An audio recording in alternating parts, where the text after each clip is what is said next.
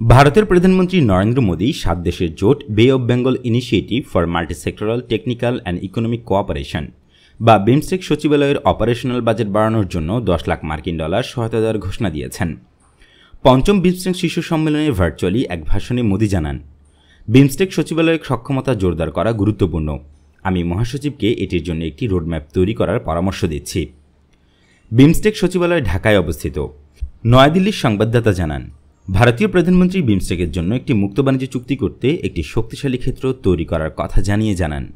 এই অঞ্চলের দেশগুলোর মধ্যে পারস্পরিক বাণিজ্য বাড়ানো খুবই গুরুত্বপূর্ণ। তিনি বলেন, আমাদের অঞ্চল স্বাস্থ্য ও অর্থনৈতিক নিরাপত্তার চ্যালেঞ্জের মুখোমুখি। আমাদের প্রয়োজন একতা ও সহযোগিতা। রাশিয়া ইউক্রেন সংঘাতের কথা উল্লেখ করে মোদী জানান, ইউরোপের সাম্প্রতিক ঘটনাবলী আন্তর্জাতিক শৃঙ্খলা স্থিতিশীলতার উপর প্রশ্নচিহ্ন উত্থাপন করেছে। এটি আঞ্চলিক সহযোগিতাকে আরও গুরুত্বপূর্ণ করে তুলেছে। তিনি আরও বলেন, বঙ্গোপসাগরকে সংযোগ, সমৃদ্ধি ও নিরাপত্তা সেতু হিসেবে গড়ে তোলার সময় এসেছে।